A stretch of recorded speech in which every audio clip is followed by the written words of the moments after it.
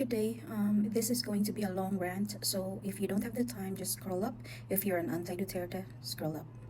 So earlier in my Korean class, we talked about the some of the national heroes of Korea, and it made me think about the situation in the Philippines. One incident that was highlighted in the discussion earlier was the Hongko Park bombing, wherein Yoon Bong-gil was the main figure, and his action was that he threw a bomb hidden in a lunchbox toward the stage where high-ranking Japanese officials were gathered. So the impact of this action was that several top Japanese military officials were killed or severely injured. The act shocked and gained international attention for the Korean independence. Now, why did it matter? Yun Bong-gil's attack was a symbolic act of resistance, and it helped drew global awareness to Korea's struggle against Japanese occupation. The Chinese leader Chiang Kai-shek praised Yun and the Korean independence movement after the incident, leading to closer ties between Korean exiles and Chinese anti-Japanese forces. There was a similar figure in the Philippines who resisted the Japanese regime. And actually, he was featured in the Inquirer last February 18, 2025. It says here, February 19, 1886, the birth of Chief Justice Jose Abad Santos, the World War II hero. As Jose Abad Santos refused to serve the Japanese occupation government, he was sentenced to execution by a firing squad. So who is Jose Abad Santos? He was the Chief Justice of the Supreme Court. His heroic act was he refused to cooperate with the Japanese, and he was executed in 1942. So he is a symbol of integrity and patriotism. His final words were about dying for his country with honor. It's quite sad to see the efforts of our Filipino heroes, national heroes, go to vain. They fought for our freedom. They fought for our sovereignty. And yet, the present admin, our president, kidnapped and surrendered a Filipino to a foreign entity, which is the ICC.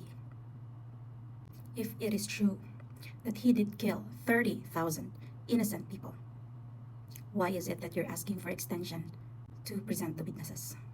Can't you even find 50 of them? Out of that 30,000, can't you even find 50 people to witness against Duterte? Why is it that Tatay Digong have to sit in the jail because of your incompetence? Why did you put him in jail and then you start building a case? Isn't it that you should be ready by now? You kept on saying it's been years, and then why aren't you ready? If you really don't want the head, or if you're fighting against someone more powerful than you, look at what Jose Abad Santos did. And then, yesterday, I read the statement of the President of the Senate, Chis Escudero. Here it is. Calling for the courtesy resignation of his official family is a good start. It highlights the need for the entire bureaucracy to recalibrate and align government initiatives with the expectations of our people. The president's course correction must include the entire political house, starting with his own backyard. He must distance himself from reckless allies who squandered his goodwill and burned through his political capital for selfish ends. This is such a kiss move. And we still thought that having three branches of the government would somehow secure us, right? Because there will be check and balance. Not these days. The executive is very powerful, that the legislative is just bowing down to the executive. I'm so quite scared if how about the judiciary will join them in their ally. But yeah, my rant is about why would we put the efforts of our national heroes to waste?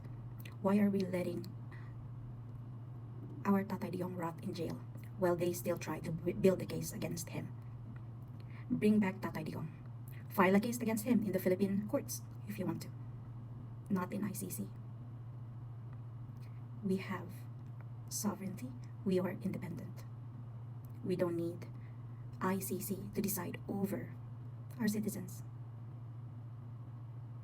Bring back Tatay Digong.